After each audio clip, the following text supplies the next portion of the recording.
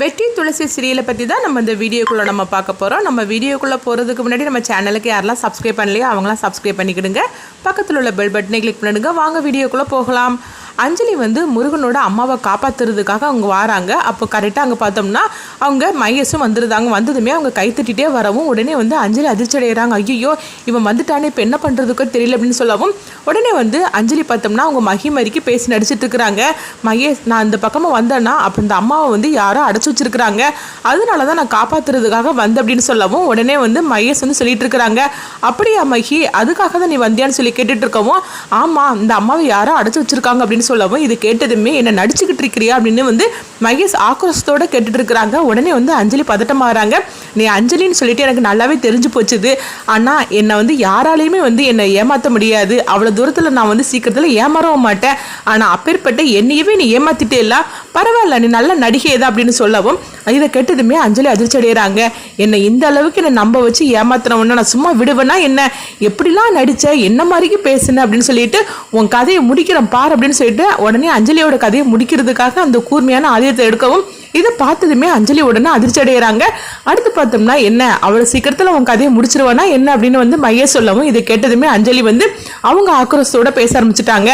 ஆமாண்டா நான் அஞ்சலி தான், இப்போ என்ன பண்ண போகிறேன் நீயே, நான் நான் நடிக்க தான் செஞ்சேன், உன்னுடைய சுயரூபத்தை கண்டுபிடிக்கிறதுக்காக தான் நான் நடித்தேன், நீ என்னை எப்படிலாம் என்னை டார்ச்சர் பண்ணினேன், நீ எப்படிலாம் நீ ஏமாத்தின, கல்யாணம் முடிஞ்சதுக்கப்புறமா என்னுடைய ஒவ்வொரு இதையும் கண்டுபிடிக்கணும்னு சொல்லிக்கிட்டு கேமரா வச்சேன், அது மட்டுமா என்னை எந்த நேரம் பார்த்தாலும் என்னை எப்போ பார்த்தாலும் சரி தான் என் மேலே பாசம் வச்சிருக்கிறேன்னு சொல்லிக்கிட்டு சைக்கோத்தனமாக என்கிட்ட நீ நடந்துக்கிட்ட, ஆனால் இதெல்லாம் நான் ஏமாந்து நடந்தும் பற்றியா, ஆனால் கடைசியில் எங்கள் அப்பாவோட நிலைமைக்கு நீ காரணமான பற்றியா, அதனால தான் உன்னையும் நான் ஏதாவது பண்ணணும்னு சொல்லிட்டு நான் இந்த மாதிரி நடிச்சு அப்படின்னு சொல்லவும் இது கேட்டதுமே மகேஷ் சொல்றாங்க. என்ன அஞ்சலி, எல்லாருக்கிட்டையும் நான் இந்த மாதிரிக்கு நான் நடிச்சிருக்கலாம், ஆனால் உங்ககிட்ட நான் உண்மையான அன்பு தானே வச்சிருந்தேன், சொல்ல போனாக்கி உன்னை ஜாக்கிரதையா பார்த்துக்கணும்னு சொல்லி தானே இந்த மாதிரிலாம் நான் கேமரா வச்சிருந்தேன், அதே போய் நீ இந்த மாதிரிலாம் பேசிக்கிட்டு இருக்கிறீ அப்படிங்கும் போது இதுதான் உன்னுடைய பாசமாடா அப்படின்னு சொல்லி கேட்டுட்டு இருக்கவும், ஆமா இந்த அம்மாவை உன்னுடைய அம்மா தானே சொன்னேன், ஆனா இது உன்னுடைய அம்மாவா அப்படின்னு அஞ்சலி கேட்கும். உடனே மகேஷ் சொல்கிறாங்க, இங்கே பாரு அவங்க என்னோட அம்மா தான், அது மட்டும் இல்லாமல் அவங்களுக்கு கொஞ்சம் மனநிலை சரியில்லை, அதனால தான் இப்படி இருக்கிறாங்க அப்படிங்கவும் என்ன சொல்லிட்டு இருக்கிற, இவங்க உன்னுடைய அம்மாவா, உனக்கு தெரியுமா, எனக்கு எல்லா உண்மையும் தெரிஞ்சு போச்சுது, அவங்க யாருடைய அம்மான்னு தெரியுமா அப்படின்னு சொல்லவும் இது கிட்டதுமே மகேஷ் அதிர்ச்சி அடைகிறாங்க. இங்கே பாரு அஞ்சலி, இதுக்கு மேலே உன்னை பேச விடுறது நல்லதுக்கு இல்லை, இப்போ பாரு உன் கண் முன்னாடியே அந்த அம்மாவை நான் என்ன பண்ணுறேன் பார் அப்படின்னு சொல்லிட்டு இருக்கும் போதே அடுத்து பார்த்தோம்னா அந்த அம்மாவோட கதையை முடிக்கிறேன் பார் அப்படின்னு மகேஷ் அவங்க கோபத்தோட வரவும் நிறுத்துடா அப்படின்னு சொல்லிட்டு ஒரு குரல் கேட்குது. உடனே எல்லாரும் திரும்பி பார்க்குறாங்க. அது வேற யாரும் இல்லை, லட்சுமி தான் ஆக்ரோஷத்தோட வராங்க. லட்சுமி அந்த இடத்துல பார்த்ததுமே மகேஷ் அதிர்ச்சி அடைகிறாங்க. ஐயோ இவங்க எப்படி இங்கே வந்திருக்கிறாங்க அப்படின்னு சொல்லும் போது பின்னாடி பார்த்தோம்னா துளசியும் முருகனும் அவங்களும் வராங்க. என்னது எல்லாரும் வந்துட்டாங்க, இப்போ நம்மளை பற்றின எல்லா உண்மையும் இவங்க கண்டுபிடிச்சிட்டாங்களா அப்படின்னு சொல்லிட்டு மகேஷ் அதிர்ச்சியோடு இருக்கவும் இப்போ லட்சுமி வந்ததுமே மகேஷை போட்டு பலார்னு அடிக்கிறாங்க.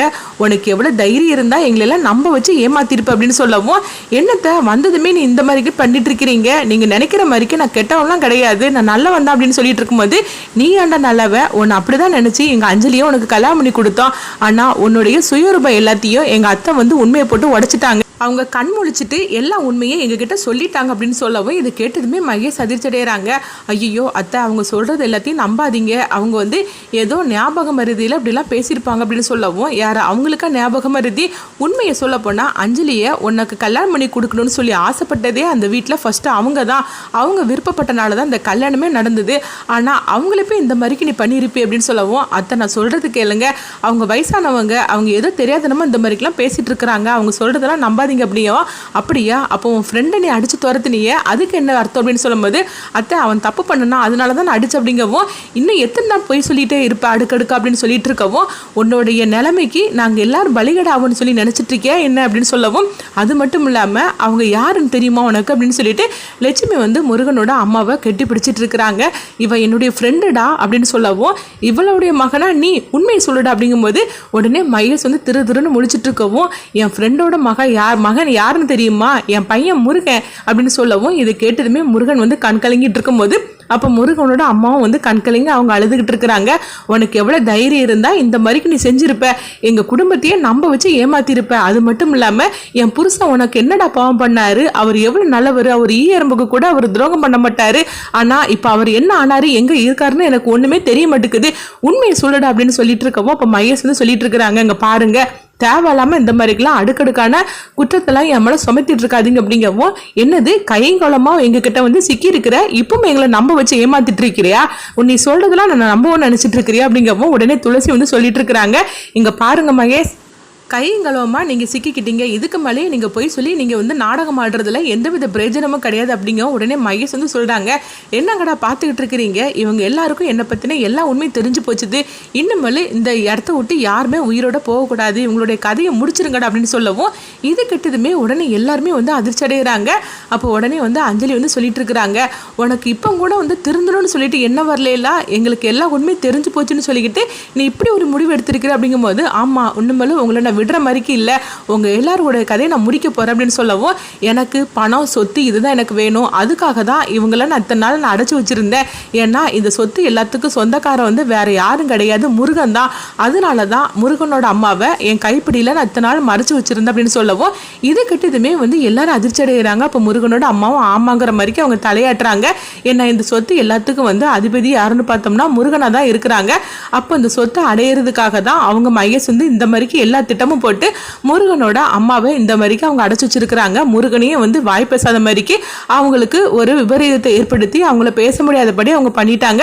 இது எல்லாத்தையும் பண்ணுன்னா மகேஷ் ஒன்று சும்மா விடக்கூடாது அப்படின்னு சொல்லிட்டு துளசி வந்து சொல்லிட்டு இருக்கிறாங்க. அடுத்து பார்த்தோம்னா அவங்க யாரையும் நான் தப்பிக்க விட மாட்டேன், அதனால தான் உங்ககிட்ட எல்லா உண்மையும் நான் போட்டு உடைச்சேன், இன்னும் இந்த இடத்த விட்டு நீங்க யாருமே போக முடியாது அப்படின்னு சொல்லிட்டு இருக்கும்போதே அங்க பார்த்தோம்னா உடனே துளசி வந்து சிரிக்க ஆரம்பிச்சிருந்தாங்க. இதை கொஞ்சமா எதிர்பார்க்காத மகேஷ் வந்து அதிர்ச்சி அடைகிறாங்க. என்னாச்சு, எதுக்காக இப்படி சிரிச்சிட்டு இருக்கிற அப்படின்னு சொல்லி கேட்டுட்டு இருக்கவும், நாங்கள் எல்லாரும் உங்ககிட்ட வந்து மாட்டிக்கிட்டோன்னு சொல்லி நினச்சிட்டு இருக்கிறியா, நீங்கள் எல்லாரும் தான் கூண்டோட எங்ககிட்ட வந்து மாட்டிகிட்டு இருக்கிறீங்க அப்படின்னு துளசி சொல்லவும் இது கேட்டதுமே மகேஷ் வந்து அதிர்ச்சி அடைகிறாங்க. என்ன உளறிட்டு இருக்கிற அப்படின்னு சொல்லி கேட்டுட்டு இருக்கவும் உடனே வெற்றி வாங்க அப்படின்னு சொல்லவும் உடனே வெற்றி பார்த்தோம்னா போலீஸ்காரங்களோட வராங்க. இதை கொஞ்சமாக எதிர்பார்க்காத மகேஷும் உங்கள் டீமும் அதிர்ச்சி அடைகிறாங்க. ஐயோ என்னது இவங்கெல்லாம் வந்திருக்காங்க அப்படின்னு சொல்லிட்டு எல்லாருமே ஓட ஆரம்பிக்கவும் எல்லாத்தையும் பிடிங்க அப்படின்னு சொல்லிக்கிட்டு போலீஸ்காரங்க சொல்லவும் உடனே எல்லாத்தையும் சுற்றி வளைச்சு பிடிக்கிறாங்க. மகேஷ்க்கு என்ன பண்ணுதுன்னே தெரியல. அப்போ மகேஷையும் வந்து அரெஸ்ட் பண்ணவும் உடனே மகேஷ் வந்து நல்லவங்க போல அஞ்சலி கிட்ட வந்து பேசிட்டு இருக்கிறாங்க. அஞ்சலி, நான் வந்து மற்ற வேலை தப்பு பண்ணியிருக்கலாம், ஆனால் உங்ககிட்ட நான் வச்சிருந்த பாசம் உண்மை தானே, நான் இப்படி வந்து நான் போகணும்னு சொல்லி நீ ஆசைப்பட்டுட்டு இருக்கிறியா, நீ எனக்கு வேணும் அஞ்சலி, என்னை எப்படியாவது காப்பாற்று அப்படிங்கும் போது நான் உன்னுடைய புருஷன் உன் கண் முன்னாடியே வந்து என்னை இப்படி அரெஸ்ட் பண்ணி கூட்டிட்டு போறாங்களா அப்படிங்கவும், நீ எல்லாம் புருஷனா, நீ மனுஷனா இருக்கக்கூட நீ தகுதி இல்லாதவன், என்ன நீ கட்டின தாலி என் கழுத்துல இருக்கிறனால தானே இந்த மாதிரிலாம் பேசிட்டு இருக்கிற, இந்த தாலிக்கு எந்தவித அர்த்தமும் கிடையாது அப்படின்னு சொல்லிட்டு அவங்க அஞ்சலி பார்த்தோம்னா தான் கழுத்தில் கிடக்கிற அந்த தாலியை வந்து கழட்டி தூக்கி அவங்க மகேஷ் முகத்திலே அவங்க தூக்கி வீசுறாங்க. இதை கொஞ்சமாக எதிர்பார்க்காத மகேஷும் மற்ற எல்லாருமே அதிர்ச்சி அடைவோம். அப்போ லட்சுமி உடனே வந்து என்ன அஞ்சலி இப்படி அவசரப்பட்டுட்டு அப்படின்னு சொல்லி கேட்டுட்டு இருக்கவும், அம்மா இதுக்கு நம்மளும் வந்து அவசியமே கிடையாதுமா, அம்மா ஒரு பொண்ணுக்கு தாலி எவ்வளோ முக்கியம், அதுக்கு எவ்வளோ மரியாதை கொடுக்கணும்னு எனக்கு தெரியுமா, அப்படிதாம்மா நீங்களும் எங்களை வந்து சொல்லி வளர்த்துருக்கிறீங்க, ஆனால் எப்போ வந்து இப்படி ஒரு அயோக்கியனா வந்து நம்மளை ஏமாற்றி என்னை வந்து கல்யாணம் பண்ணானோ அப்புறமா இவனுக்கே வந்து மரியாதை இல்லைங்க போது, இவன்